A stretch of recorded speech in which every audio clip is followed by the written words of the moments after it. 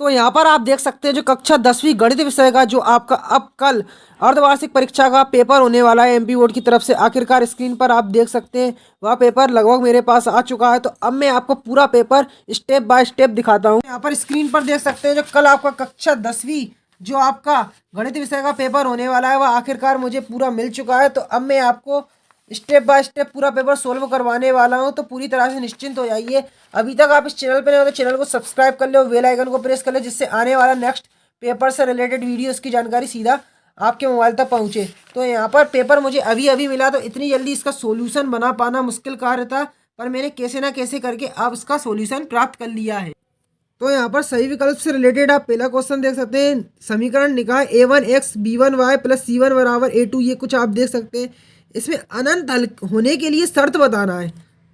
तो आप पहले से ही पढ़ते हुए आ रहे हैं कि जो अनंत हल होता है तो उसमें a1 बराबर a2, b1 बराबर b2 और c1 बराबर c2, ये तीनों आपस में बराबर होते हैं।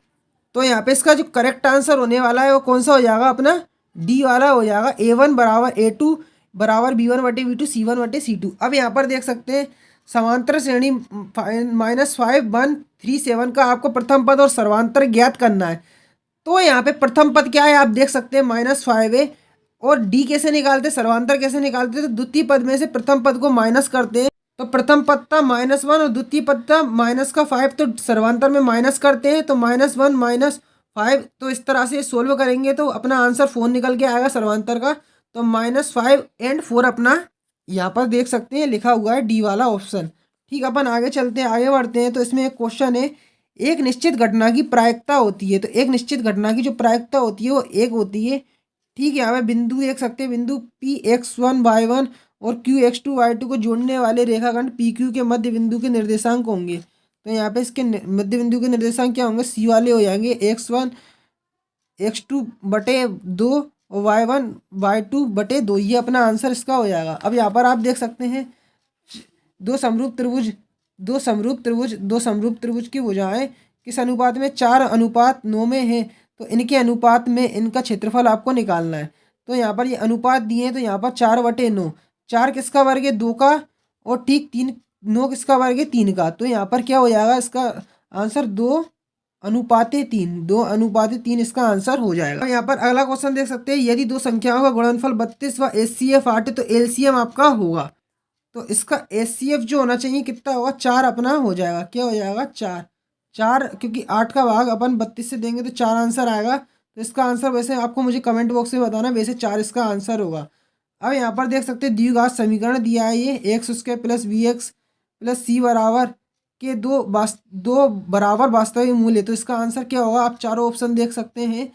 तो यहाँ पर इन चारों ऑप्शनों का मैं आंसर आपको बताता हूँ। तो यहाँ पर वास्तविक मूल्य होते हैं, तो यहाँ पर इसका आंसर क्या होना चाहिए, ये वाला होना चाहिए। तो यहाँ पर आप देख सकते हैं या था अपना सही विकल्प टाइप के कुछ क्वेश्चन। अब यहाँ पर चलते तो आगे चल के आपको रिक्त स्थान टाइप के क्वेश्चन देखने को मिलने वाले हैं। अभी यहाँ 5 दिख रहे हैं, पीछे अपने पेपर की और भी है, तो वह मैं आपको बताऊंगा। यहाँ पर रूट तीन है।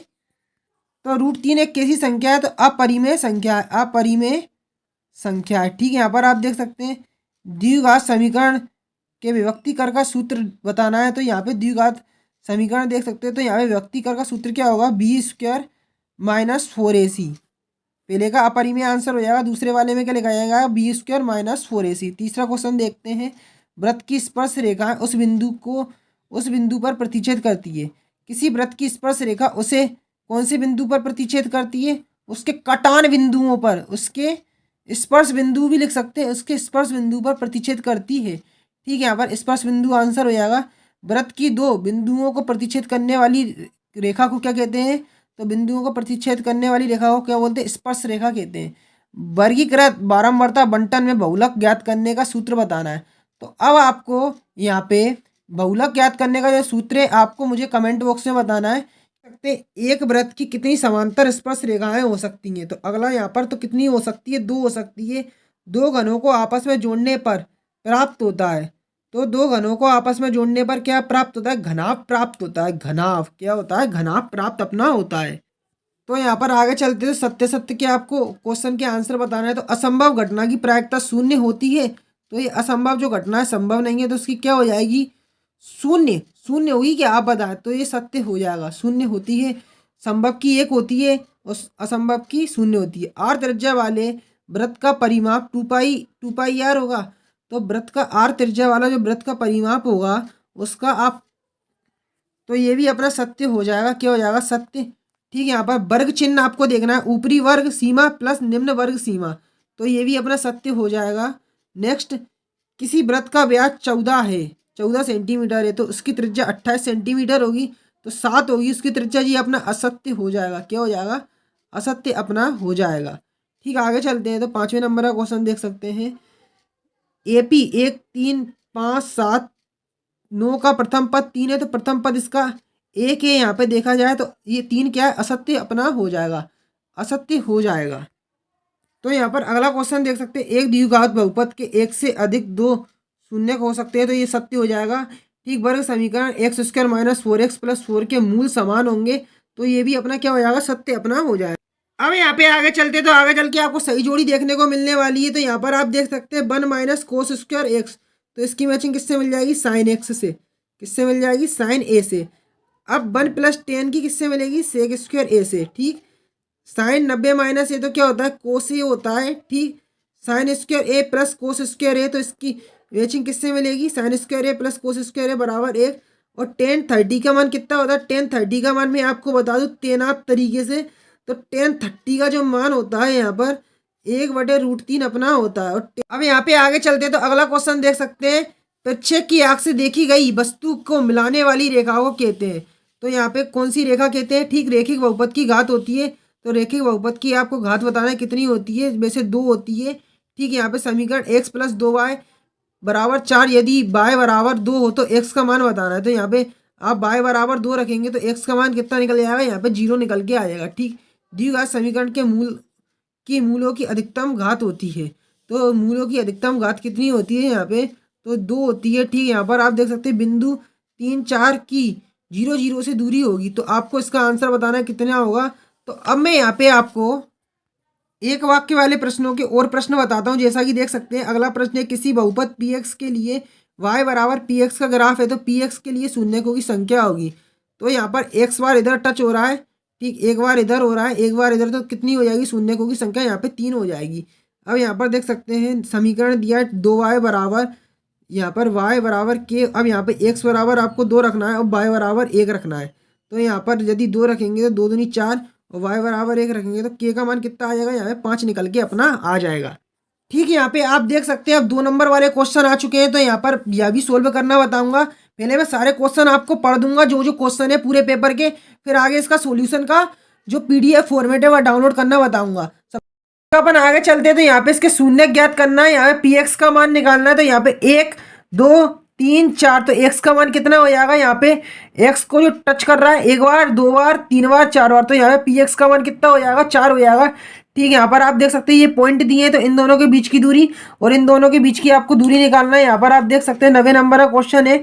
एक पासे को एक बार फेंका जाता है तो अभाज्य संख्या प्राप्त होने के लिए प्रायिकता, यहाँ पे p दिया है तो e नहीं है, तो इसमें प्रायिकता निकालना है। यहाँ पर एक चित्त आने की प्रायिकता, एक सिक्के को उछाला जाता है, रेशमा से रिलेटेड एक क्वेश्चन पूछा गया है ये। अब इस पेपर को पलटता हूँ, तो पूरा पहले आप पूरा क्वेश्चन देख लें जितने ही पेपर के हैं, फिर मैं आपको इनका सॉल्यूशन बताऊंगा।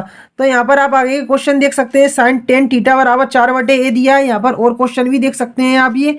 तो पहले आप क्वेश्चनों का क्या करें? स्क्रीनशॉट ले ले, कुछ नहीं करें, स्क्रीनशॉट ले ले क्वेश्चनों का। फिर अब मैं आगे इसके सॉल्यूशन की PDF फाइल डाउनलोड करना बताऊंगा।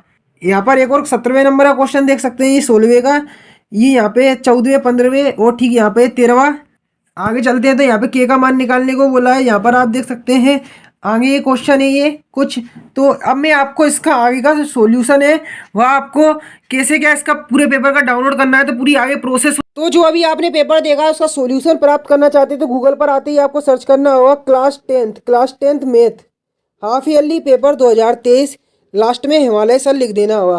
Class 10th math half yearly paper 2023 Himalaya sir लिखकर जैसे ही आप गूगल पर सर्च करेंगे तो गूगल के सबसे पहले ही नंबर पर आपको लिखा मिल जाएगा कि हिमालय सर ऊपर लिखा मिलेगा, ठीक उसके नीचे लिखा मिल जाएगा MP board class 10th math half yearly paper 2023। तो ठीक जैसे ही आप इस पर क्लिक करेंगे तो जो अभी आपने पेपर देखा था उसका PDF फॉर्मेट कैसे क्या डाउनलोड करेंगे सॉल्यूशन का। तो मैं आपको यहाँ पे बताता हूँ। सबसे पहले आपको स्क्रॉल करना है। तो यहाँ से आप जो 10th मैथ का यहाँ पे परीक्षा का पैटर्न है, यहाँ पर क्लिक करके उसका PDF फॉर्मेट डाउनलोड कर लेंगे। ठीक थोड़ा नीचे आते ही यहाँ से आप 10th मैथ का जो सिलेबस है यहाँ पर क्लिक करके उसकी PDF फॉर्मेट डाउनलोड कर लेंगे। और ठीक थोड़ा नीचे आते ही यहाँ से आप जो पेपर वाला हमारा कक्षा 10वीं का टेलीग्राम ग्रुप ज्वाइन कर सकते हैं यहाँ पर क्लिक करके। और ठीक थोड़ा नीचे आते ही जो आपने अभी पेपर देखा था, यहाँ पर अगर आप उसकी PDF फाइल डाउनलोड करना चाहते हैं तो यहाँ पर क्लिक करके जो टेलीग्राम ग्रुप वाले जो लिंक दिए यहाँ पर क्लिक करके भी पेपर डाउनलोड कर सकते हैं सॉल्यूशन सहित। और यहाँ पर आखिर में जो लिंक मिलेगी आपको सबसे नीचे, उसकी जिस पे लिखा मिलेगा कक्षा 10वीं मैथ का वार्षिक परीक्षा का पेपर का PDF डाउनलोड करना चाहते हैं तो इस लिंक पर क्लिक करें। तो जो आपने अभी पेपर देखा था लास्ट में, वह पेपर की PDF फाइल सॉल्यूशन सहित डाउनलोड करेंगे तो यहाँ पर आपको क्लिक करना होगा। तो यहाँ से आप उसके सॉल्यूशन की PDF फाइल डाउनलोड कर लेंगे।